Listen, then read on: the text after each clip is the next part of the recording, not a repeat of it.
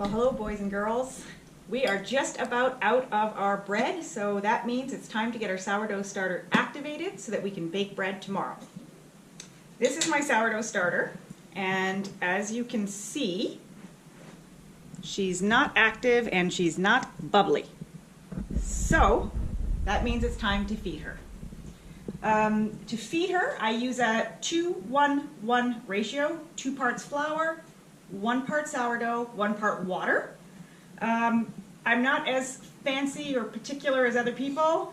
I try to make life as simple as possible, so I just kind of eyeball it, and I've actually had great success. So I can see that I have approximately, maybe half a cup here. So I'm going to be adding twice as much of that as flour. So I'm going to start by getting my flour here.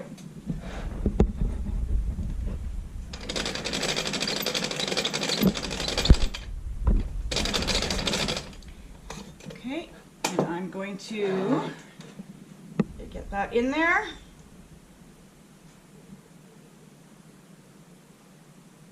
And make a mess at the same time. Okay, and then we need 1 part water, so about the equal amount of the sourdough starter that we started with. And I can usually tell the water by the consistency, so I'll start with that, and I'm going to give that a mix.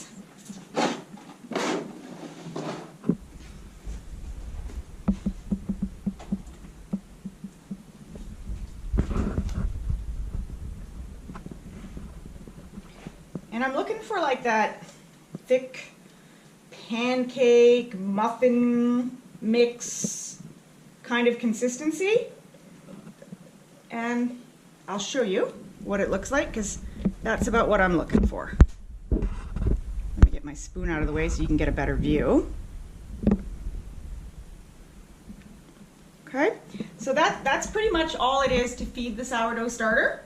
So I am now going to leave this activate for the next couple hours. And we'll know it's ready to bake with when it gets nice and bubbly. You do need to keep it in a warm area if you want it to do that. We're heating with a wood cook stove, so it's actually pretty hot in here. So we will just leave this out to activate. And then in about 4 to 6 hours, depending, it'll double in size and bubble, and we'll come back and we'll mix our sourdough bread.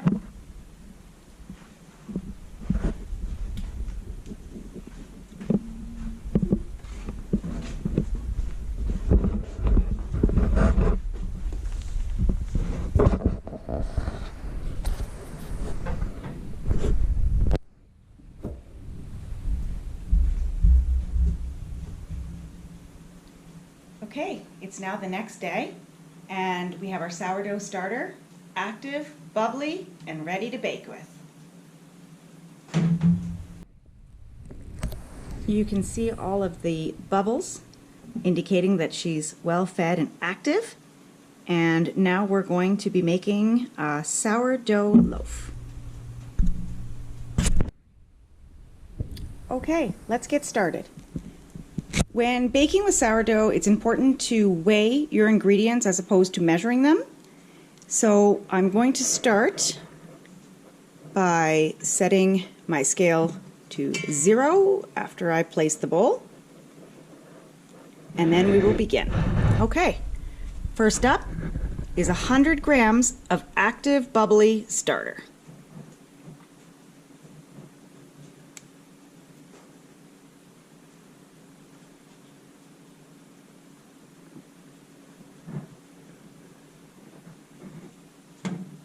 That is a little bit too much, so I'm just going to skim some off.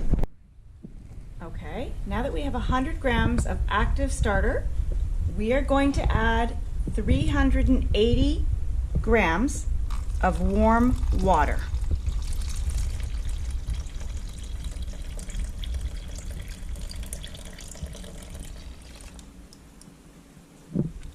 We're going to grab a little bit more water, and then we'll go ahead and give that a little bit of a mix. It's completely normal if your starter doesn't dissolve completely into your warm water. There will be many other mixing steps for everything to be incorporated. Okay, next up is 520 grams of flour. I just use all-purpose. So I'm going to reset the scale to 0, and we're going to go ahead and get our flour.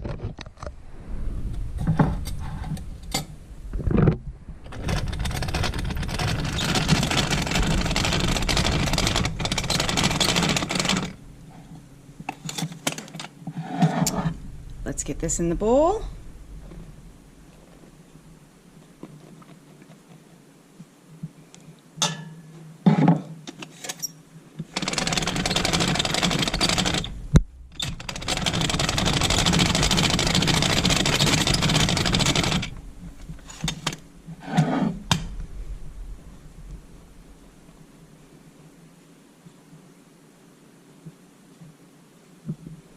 Oh, we're missing just 10 grams. All right, that should do it. There we go. Oh, now we're a bit too much.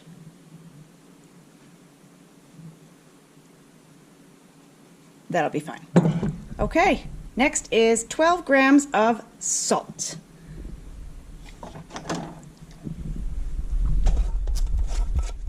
So we'll reset the scale to 0 and go ahead and add our 12 grams of salt.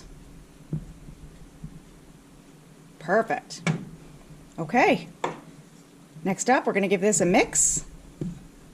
Get it all incorporated. And at this stage, it's important to note that when mixing sourdough bread, if you're used to making regular yeast bread, it will look very differently at this stage.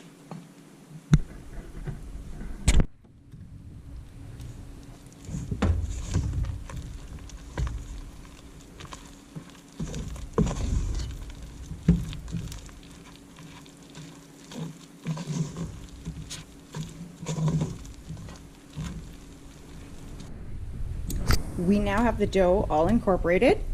You can see that it looks like a very wet, shaggy dough.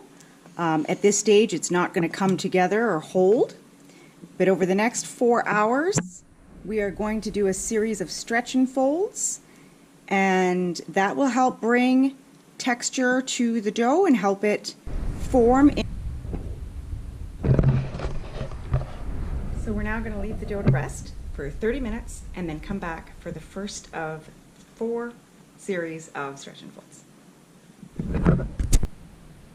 Okay, it's now been 30 minutes and we're ready to start our first stretch and fold. So this is what the dough looks like after 30 minutes. When utilizing sourdough, it's important to keep your hands wet. So I'm just going to wet my hands and we're going to start the first stretch and fold. So we're just going to scoop the dough, pull it up and over. We're going to turn the bowl and do the same thing on the other 90 degrees. You can see it slowly coming together. We want to work it but not overwork it. Okay, and then I don't always follow the traditional stretch and fold technique. I have my own little flicking and shaping, where I just gather it, flick my wrist, and fold it back on itself. And you can see the dough already starting to come together and hold and form. So we'll let this be now for another 30 minutes, and then we'll come back and we will do another series of the stretch and folds for a total of 4, and then we will see what the final product looks like.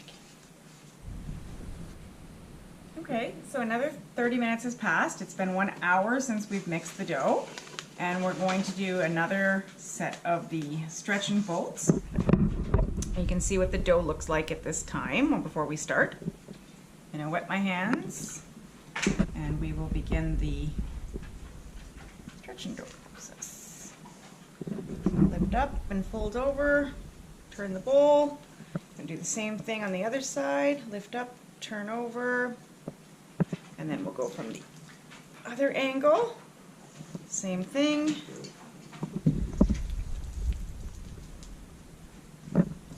And then I'm just going to do whatever little technique thingy that I've works for me.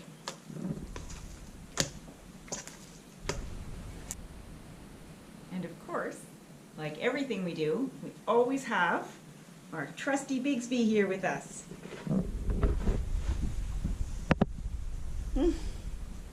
He's never far when there's cooking. So I've just completed the third stretch and fold, and in a half hour we'll do the final, and then we'll leave it for a bulk fermentation for a couple of hours before shaping and leaving to rest overnight.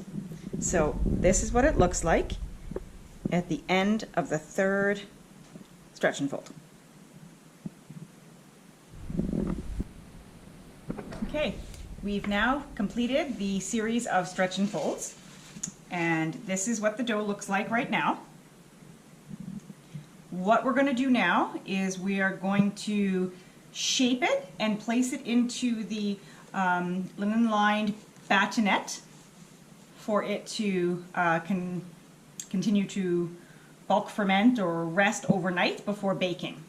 So the first step is I'm going to use some rice flour to line this, and the reason rice flour is used is because it is gluten-free, and therefore it won't stick to the gluten that is in the bread.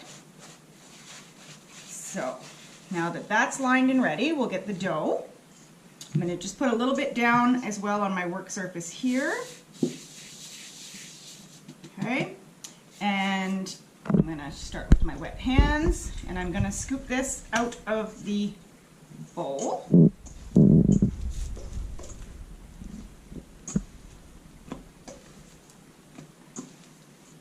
Okay, that aside. And so I'm going to give this a quick shape. I don't want to play with it too long at this stage.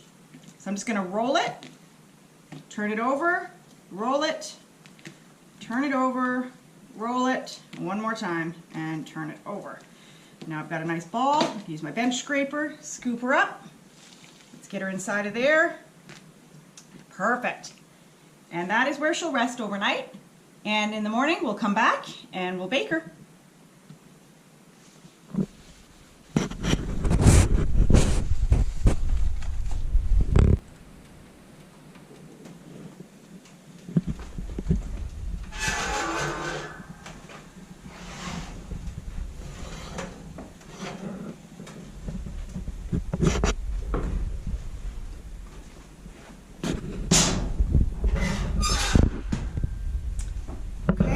Now have our Dutch oven, cast iron, heated up with the fire.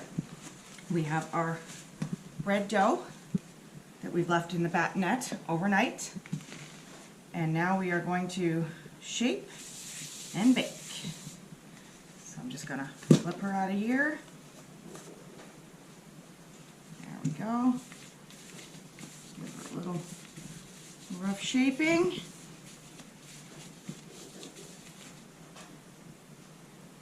Get a bit of rice flour.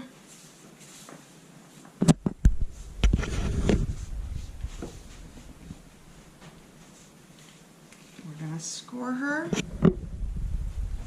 and design her.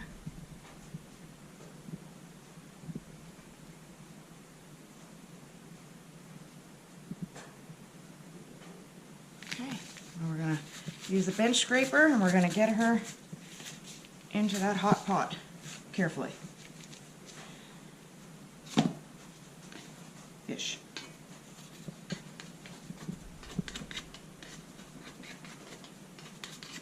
All right, let's get the lid on.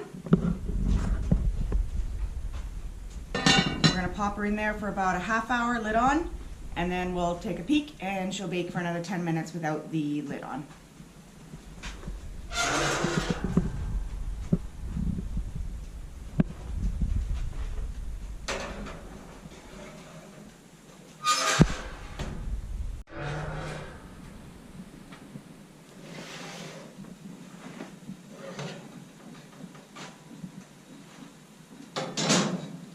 Okay, it's been 30 minutes, and that's what she looks like. I'm now going to take the lid off, pop her back in for another 10 minutes.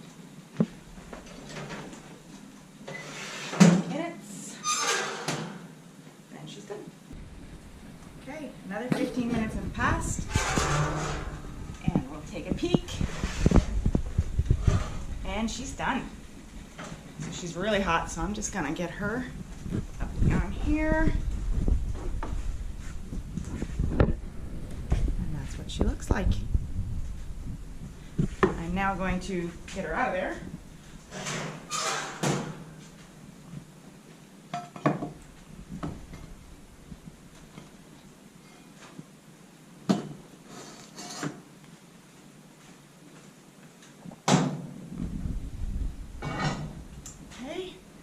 So, there you have it, our sourdough loaf. Easy peasy.